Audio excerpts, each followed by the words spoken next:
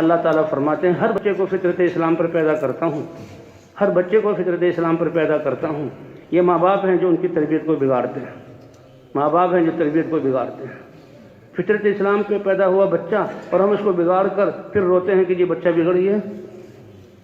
شروع ہی سے اس کی تربیت ایسی کریں، پہلی مائیں ایسی ہی تربیت کرتی تھی۔ حضرت عبدالقادر جیلانی رحمۃ اللہ علیہ کا واقعہ مشہور ہے، کتنی بیوہ ماؤں نے اپنے یتیم بچوں کی ایسی تربیت کری، وہ محدث بنے، وہ بڑے مشائخ بنے، ان کے ذریعے سے تبدیلی آئی۔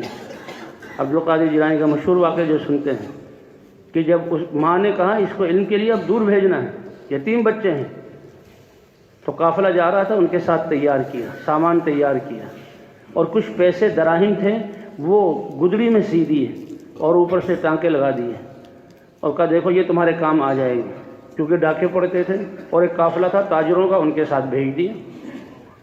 اور ماں نے کیا نصیحت کی؟ بیٹا جھوٹ کبھی نہ بولنا، بس سچ بولنا، جھوٹ نہ بولنا۔ بچے نے یہ بات پلے باندھ لی۔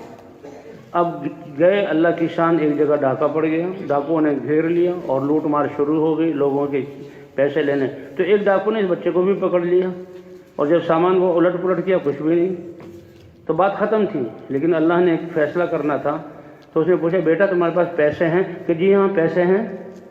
اور بھائی کہاں ہیں؟ کہ یہ گدڑی میں اندر ہیں۔ اس نے جو ٹانکے کھولے تو گدڑی میں پیسے نکل آئے۔ اور ڈاکو حیران ہوا کہ بچہ اتنا نہ سمجھے، لگتا تو بہت سمجھدار ہے۔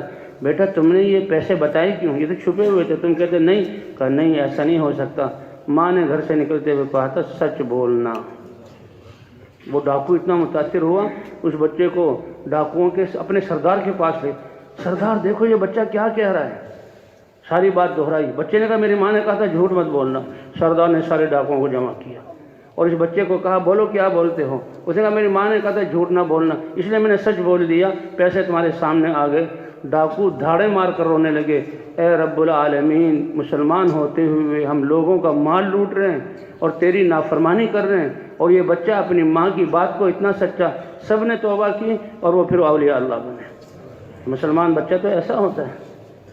جی ہاں، عبداللہ بن مبارک رضی اللہ عنہ جا رہے تھے، ایک بچے کو کھیلتے ہوئے دیکھا تو کہا شاید اس کی ماں نے اس کو کچھ سکھایا نہیں، یہ بچہ ایسے کھیل رہا ہے۔ بیٹا ماں نے کچھ سکھایا بھی ہے؟ کہاں چچا جان، بہت کچھ سکھایا۔ کیا؟ کہ اللہ نے آنکھ دی قرآن پاک کی تلاوت کے لیے، یہ دل دیا اللہ کی محبت کے لیے، زبان دی اللہ کے ذکر کے لیے۔ وہ ایسی چیزیں کہنے گا، عبداللہ بن مبارک خود رونے لگے، محدث ہیں۔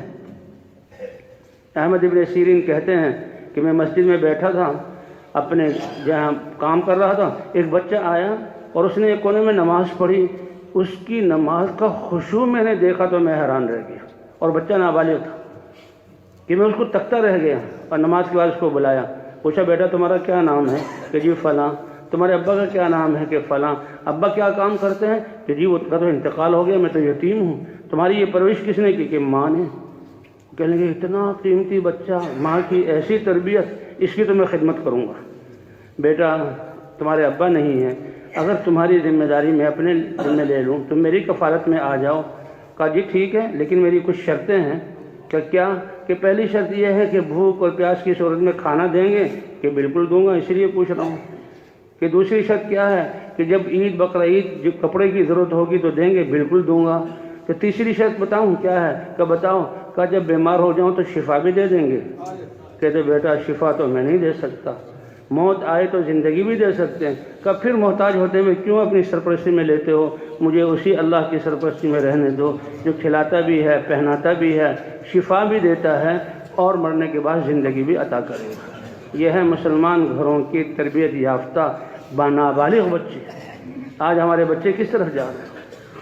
تو انشاءاللہ جب ان اعمال کا اہتمام اور یہ خروج ہوگا، اللہ ان چیزوں کو زندہ فرمائیں گے، کبھی کریں گے نا انشاءاللہ۔